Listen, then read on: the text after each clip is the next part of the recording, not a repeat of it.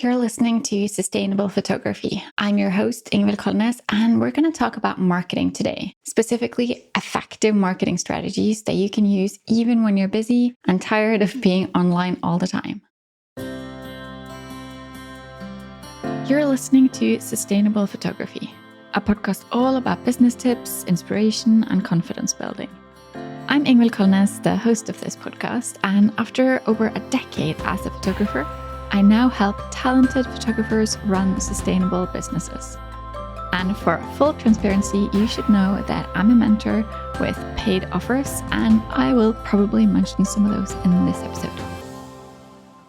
In this episode, you get to know Nicole Harder. She's 38 years old, mother of 2 teenagers, baby girl on the way, and 3 bonus kids. She's a personal brand, business, and product photographer from Holland. She also has an online course where she teaches business owners to make their own atmospheric photos. Hi, Nicole. Welcome to Sustainable Photography. Hi, nice to meet you. So I want to know more about you and I want to know about your background. So maybe you can just start by saying a little bit about who you are and how you got started as a photographer. Yeah, well, I'm Nicole Harder. It's a weird name in English, probably, but I'm from Holland. I'm a mother of 2 and 3 bonus kids, and there's a baby on the way. So there's 4 teenagers in the house, and I'm pregnant now halfway. So it's like a big age difference, but I think that's going to be so much fun. I live in the Netherlands, and I started out I think 3 or 4 years ago as a photographer. It was a hobby at first. I didn't even know that I could make money out of it. And I was a teacher. I teach for 17 years, special educational needs. And I started out as a hobby photographer. And it just came on my path. And it got to me. And along the way, I noticed that I could turn it into something that would make me money. And that's what motivated me. So I was in quite a rough time. My ex-husband, he died 3 years ago, and that changed my life. We had some sort of co-parenting thing going on, and all of a sudden my kids were by me like 24/7. And I started to, when big things happen in your life, you start to realize, is this what I want? And the teaching job didn't really fulfill me anymore. And I was like overworked all the time. The kids where I worked with were very hard in behavior. So really caused me a lot of stress. And the photography, that caused me joy and it made me happy. And I thought, if I can change my life into something less stressful, it will be better for me and my kids. Just making your own time, and starting your day when you want and choosing the days you want to work. That's the beginning. I understand because I felt the same way when I started, just knowing that you can structure your day and do what you want. It's such a freedom thing. It's great. It is. And I wanted to be there for my kids as well. And I was always I was up at like 6:30 and gone at 7:30, and I was home at 6. So I wasn't really there. And now I'm here when I need to be. Yeah, that must be a huge difference. It is a difference. Yes, it is a big difference. And it makes me happy. I'm sure. Yeah. How was it when you started out though? Because you had a lot going on, but you still managed to start a business even when you were alone with your kids.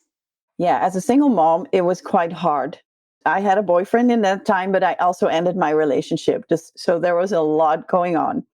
I just felt the need to do something for me. And in one way, I felt very strong. And I was also very sad and for my kids. So it took some time, but I also felt very strong and willing to put something out there for me and not just serving other people looking for my own business. And in the beginning, it was a lot of stress because I was working almost full time on my day job as a teacher, and I was a photographer and a single mom. So it was a lot.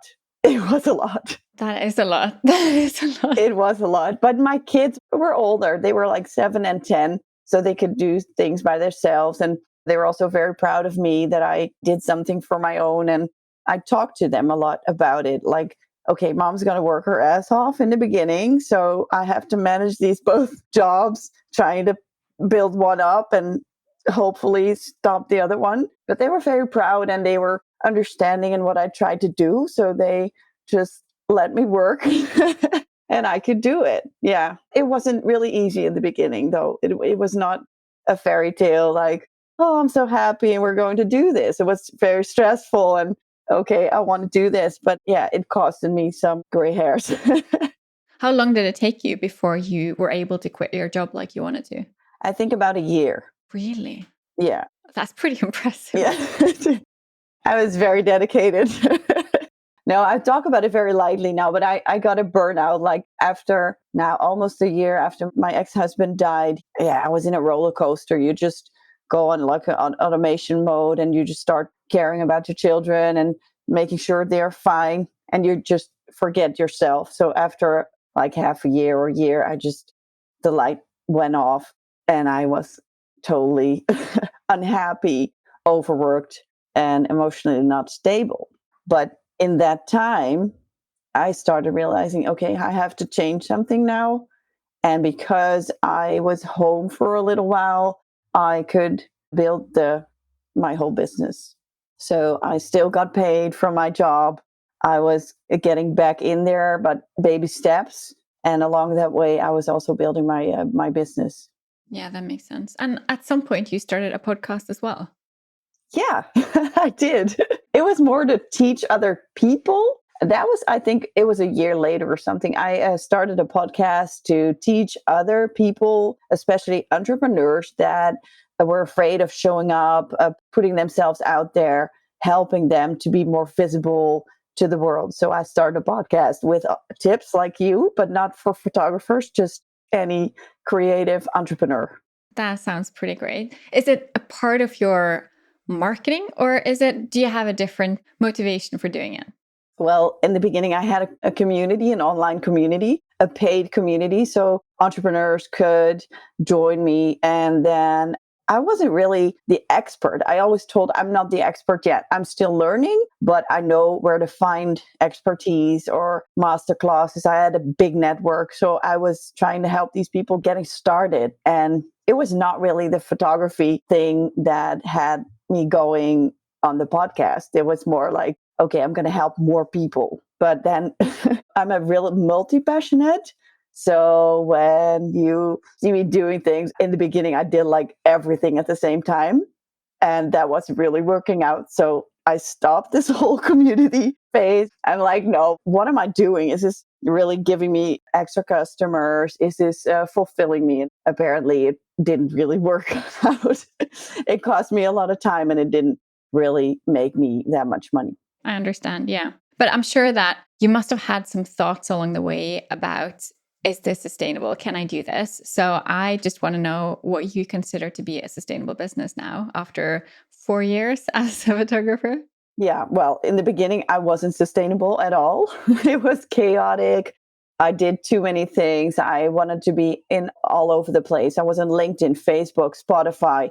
I didn't have a YouTube channel, but I was thinking about it. I wanted to be on Instagram, website, newsletters, everything. And I thought, this is not sustainable. So, in my opinion, do you recall yourself in this? Do you see yourself in this? Yeah. Oh, I can definitely relate. It's like, trying to or thinking that, oh, I need to be in all the places and I need to work with anyone who is around. And that's not the way to do things for anyone. So I think a lot of people can relate to that one. It's exhausting. I think almost every photographer starts like this, but I think it's sustainable when you create the right balance between friends, family, social life, and your health. Don't forget the health. But we tend to start and work our ass off like we did and just be everywhere and absorb all the information, doing more courses, doing everything and pricing yourself way too low. And even when we love what we do, because we love what we do, it's really important to stay in touch with yourself and your spare time in the weekend, your friends, your family, etc. It took me a little while, but now I'm doing much better. Yeah, I'm doing much better. That's great. But yeah, I think a lot of photographers go through that phase of doing too much. And I don't want to call it desperation, but I still will call it desperation because I don't know what else to call it, where it's like, I need more clients. I I need more. It's not working. I'm not getting enough money coming in and I need more. So I'm going to call it desperation. And it's exhausting and it's not helping you, because if you think that I need more and it's never going to be enough, it's never going to work, then it probably isn't. So it's important to try to take away a step away from that, because it's not going to help. No, and you're never done. You're never done. You can always find new ways to market or write a new newsletter or whatever. You're never done. You can be everywhere all the time. And especially in this digital world, you're just seeing other people do things. You never feel enough. So you start doing more and more and more. But that in the end doesn't help you if you don't do the right things. Exactly. And I think you're onto something there, because it's important to know, how much do I need? How much do I want? Because you can't take on all the clients. There's no way you can photograph everyone out there. So if you can figure out how much is enough, then it's easier to figure out, okay, so how many clients is that? And how can I get them? And focus on the right ways and the ways of doing marketing that you can actually sustain, instead of trying to do all of it. Because we are going to talk a little bit about effective marketing today. And I'm curious to know what's worked for you. Well, what's worked for me, I started out as an wannabe influencer, I call it, when my photography business was pure hobby and I didn't make any money. But then I've noticed that Instagram was my thing. I really liked social media and I liked connecting with other people. And I started doing some courses on the marketing business. So I looked into it, like what's working, what are the trends, what can you do? One of the most effective things is to really, really connect with the followers and the people I meet online. Just not just selling your things, not just selling your packages, but really, really connecting with the people you follow. That helped me a lot. And then I started getting more followers, and I got them to click on my website. So the website was also very important. The Google, the SEO, everything needs to be in order. But if your Instagram marketing is right, you can get people to go to your website even more. Yeah, I completely agree. I think that relationship between Instagram and your website can be really great. And I think those two support each other so well as well, because you'll have the kind of day-to-day stuff on Instagram, and then you can have your website to be there to be more your long-term strategy. I think that's a great way of doing it. I always said, if your Instagram gets hacked or whatever, you need to have a backup plan. So I have an email list, I have the website, but the Instagram is just fun. I find it a lot of fun. Not everyone has that, but I think it's fun. And the interaction with people, I love. So would you say you're mainly using Instagram, your website or SEO, and your newsletter? Is that your main platforms of reaching out to people? I think that's my main platform, and LinkedIn, because I work with businesses, and entrepreneurs. So LinkedIn is also a very big one. But I haven't figured that out quite, not really like I have on Instagram. No, I get it. Okay. And what about offline? If someone's feeling really tired with social media and, having to be in all the places, have you found any good strategies for doing things in real life? Yeah, I actually did, because in the beginning I was hiding myself. It's easier to be on your telephone and you're just sending videos into the world and connecting with people. That was very easy. But as I grew and got more confident about my work and what I could offer for businesses, I started getting in touch with entrepreneurs and businesses in my own town.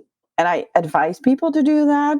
So I reach out every month to new or founded businesses. And I look online, or I look on local marketing folders to see what people have bad pictures. And that's my strategy. I just look at businesses and I think, you have a very good business, but your photography is crap. Yeah, you need a bold move every now and then. So make a move, send them a message. Sometimes you get a no, but that's not a problem for me. It's not a problem if people are not interested, but you can try. You can walk into a store and say, "Hi, I'm the photographer in your town. How's your marketing going?" Just small talk, everything, and then just reach out. And that works. Yes. Interesting. Okay. That's really unique. Okay, cool. Yeah, it works because people are happy that someone just steps into their world and gives them a tool to grow, be more visible, etc. Yeah. Okay. Okay. How often do you do it? Is it like once a month you do a round of your town? Yeah, once a month I check what kind of entrepreneurs and businesses are here, and then I just walk in. I think 2 weeks ago I was into a wine business. I love wine. I'm pregnant now, can't drink, but I love wine. I also make product photographs, so I'm not just a branding photographer. I photograph products with a sphere, so more the visuality of products and putting them into a nice environment and everything to sell them better. And I just walk in there and then start talking about wine and their business, and then I tell them who I am. Interesting. Cool. In terms of you having different places online where you do marketing, how many of your clients come from offline marketing versus online marketing? I think it's like you have online and offline, and you also have the clients that come through your other clients. So I have it's like three ways to get my clients. I think it's 60% online and then 20/20, I think. So, when you have kind of like a strategy where you mix up both online and offline, do you find that there's a lot of nurturing you have to do? Do you have to connect a lot with potential clients before they're ready to buy from you? Yes, yes, you do. I don't think you can get lazy and like, okay, it worked for me a couple of months. Now they will come to me. It doesn't work like that. You have to just keep your marketing up. Yeah, you cannot be lazy. Is that what you use your newsletter for, or Instagram, or how does your nurturing work? What do you do? What do I do? I have a newsletter once a month. Or is it your podcast, maybe? Well, the podcast is not really a thing anymore because I haven't had time to to keep up with my own podcast. So I will start that again. But I'm pregnant now. I'm redoing my house. It's been total chaos the last month, so that wasn't a priority. The podcast was really a good idea with the construction people here in the house and everything. That makes sense. Yeah. It's going to be back. I'm going to be back. I advertised for this podcast today. I said, you have to check it out. This is so much fun. But I want to do that in the future. And I also want to teach other photographers to do what I do in Holland, because I've noticed that I get a lot of questions and people sometimes will look up to me like, okay, how do you do this? And you're always so much online and you're so visible on Instagram. Teach me how to do this. So that's one way, but that's not the photography client I want to work with. That's a different, Understood. Yeah. Different people. yeah, different client. Yeah, different people. So the nurturing, what do you do? I try to tell a story on Instagram all the time. So I start my day and I think, okay, what's going to be the theme of the day? Is this going to be, I'm also selling content, Instagram content packages at the moment. Is it photography power shoot that I have coming up? I decide what to post. And even my private life, it doesn't look like that, is kind of blended with what I'm doing professionally. So that's what I do. And to nurture it, I'm in touch with my followers every day, not as much in the weekends. So that's my time. And I connect with people when I want to, but I nurture it through the weekdays and I send people messages and I respond to people who are interested. And I think I have a newsletter once a month that I send out to all my clients, even the ones that with me in the past, my photography clients and the course clients, because I also have an online photography course I made. So those are two different people. And I also have, when I have something to share, I do that through email. So when I have a new idea or something I'm struggling with and I know I can help my clients with, or like sometimes I have a free download that my clients can use or my potential clients can download from the website. I also get in touch with them by newsletters. And yeah, that's kind of the way I work. Yeah. I'm assuming you didn't start off doing all these things at once. You've built up to this point, or did you start off with everything and just peeled away what didn't work? Well, I kind of started it with everything, but that didn't work. So I now manage more things. So it's more of a structured thing. But I am a chaotic, creative person. So it's not like I have an agenda with, okay, on Tuesday, every month, I'm going to start to do a newsletter. I should do that, but I'm not yet. but it's more structured than in the beginning. In the beginning, I was like all over the place, and now it's more, okay, I know I have to do the newsletter in April and making it for May. So I work ahead. I have a planner. I work with a planning app called Trello. Do you know that? Trello app? Trello, yes. I have tried it in the past, but I have decided to go for ClickUp. So I use ClickUp. Oh, yeah. Yeah, it's the same kind of principle. Yeah.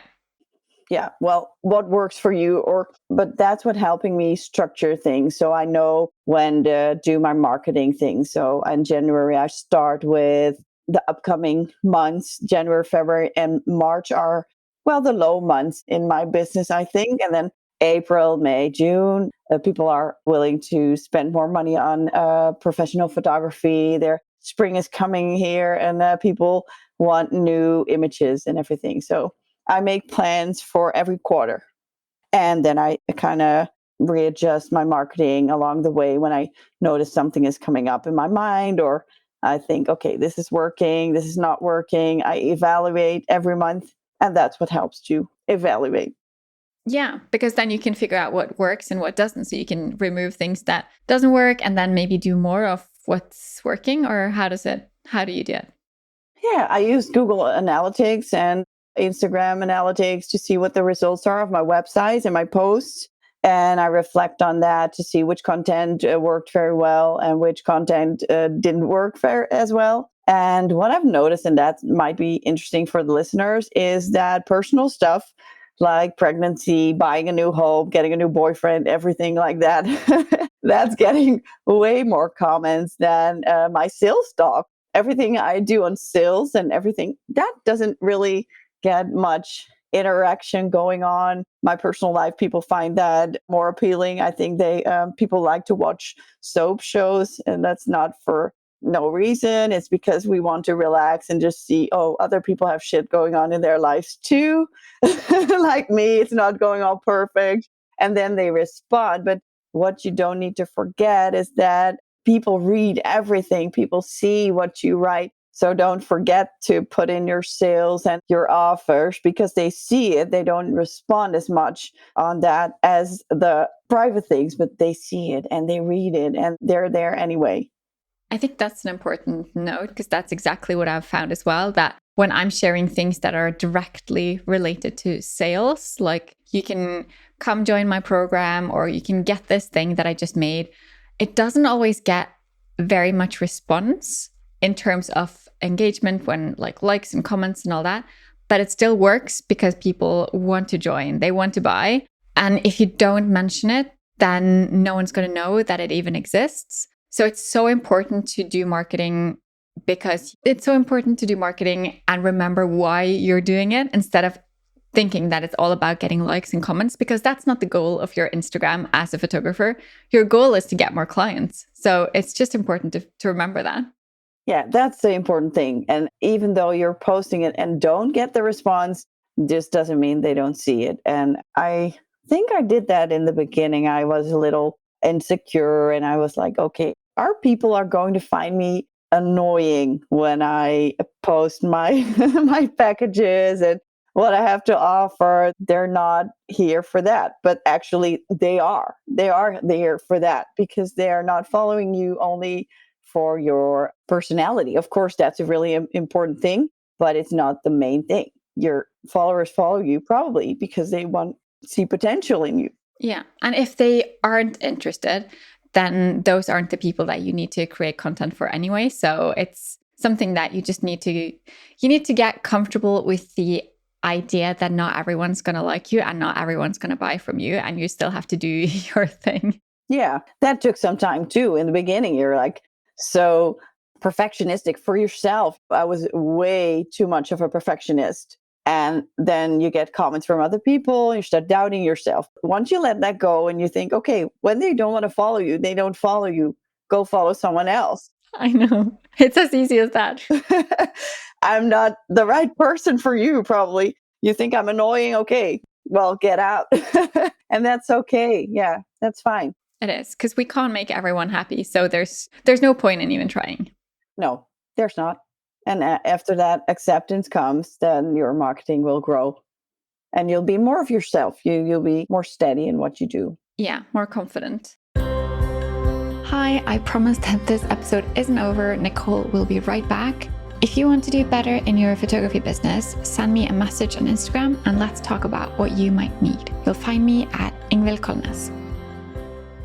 You do branding photography, so you focus on that. Yes. And I'm curious about your own branding and how much you've thought about that. What do you do to make sure that your brand stays consistent and that you show up the way that you want to across all your different platforms and the way that you connect with people offline as well? Like, can you just say something about your brand and how you want to be perceived? Yes.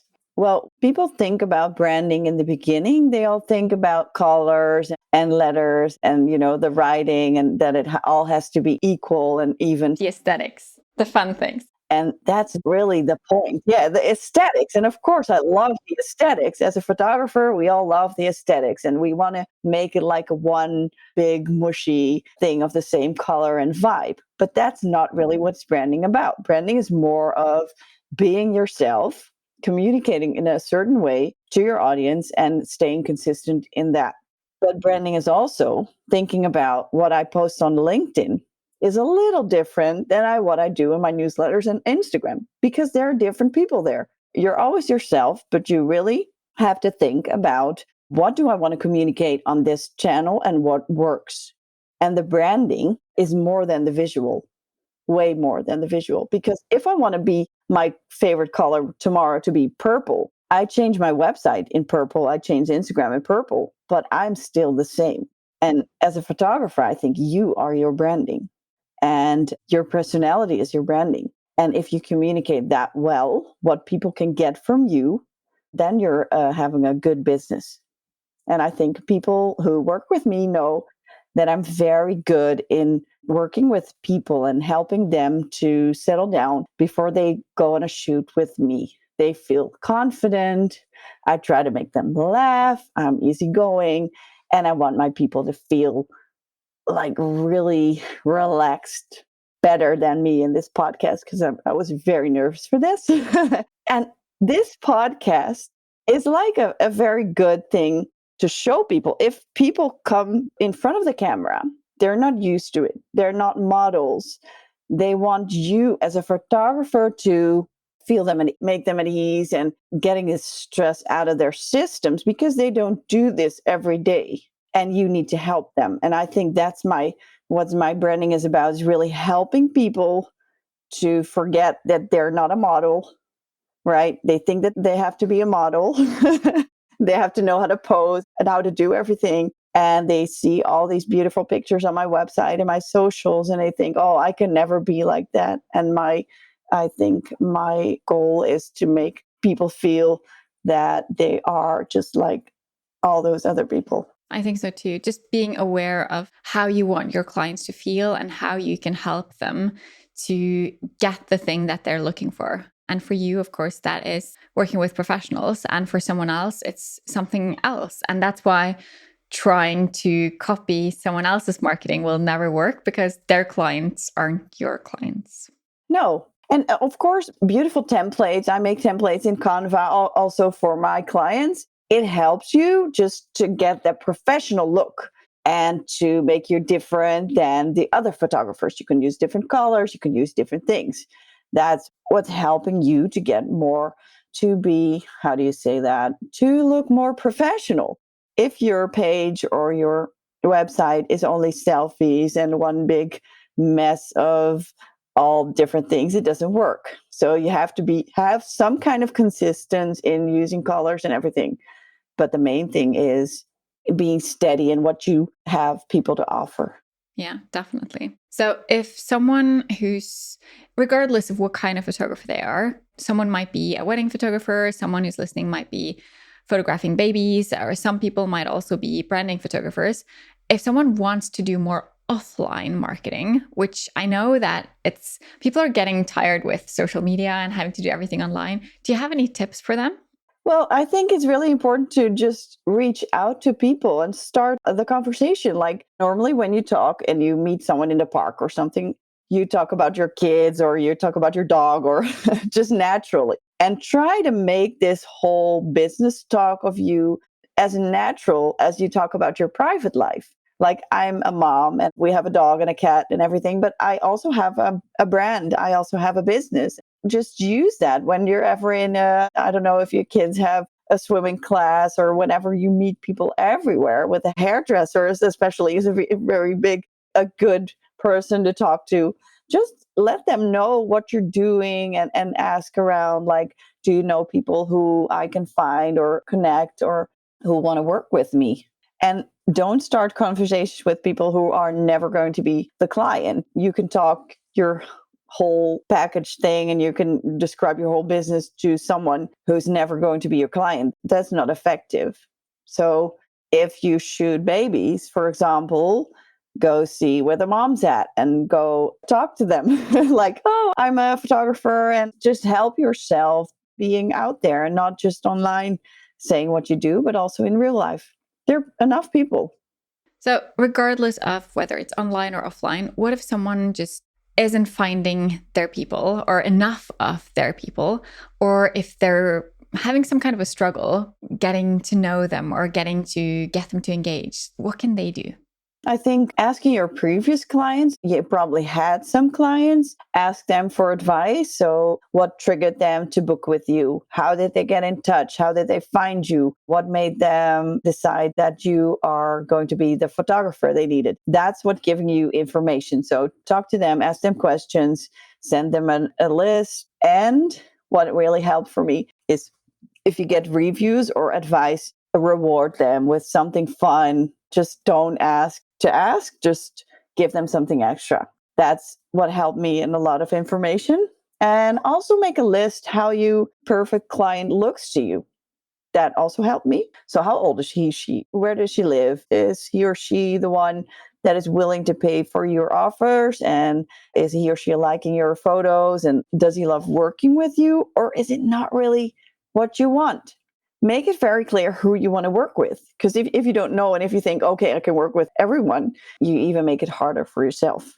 Yeah, I think so too. And becoming aware of both who you want to work with and who you really don't want to work with, because then you can focus your marketing and everything you talk about to either attract those people or to make sure that they are not going to reach out to you, because you're not going to be right for everyone. So you might as well just focus on the right people. Yeah, just do that. If Instagram, we talked a lot about Instagram today. If that's not your thing, there's so many other ways to connect with people. Go to network events. As a photographer in personal branding photography, ask web designers to work with you because they love good photos to put on their freshly made websites, and they want to show their clients what they made, and they don't want to have selfies and stock photos on their website. So go talk to web designers. Go find people who can help you get more clients. You don't have to do it all by yourself. There are always people willing to help you.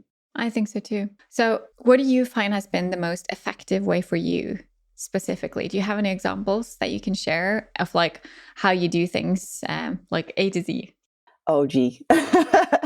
I'm not very good in A to Z because I'm always like an A, D, and then back to C, and then forward to Z. And I'm not really an A to Z person. Whatever has worked for you. Whatever. Well, I think what really worked is to get my my clients to think about why they need me.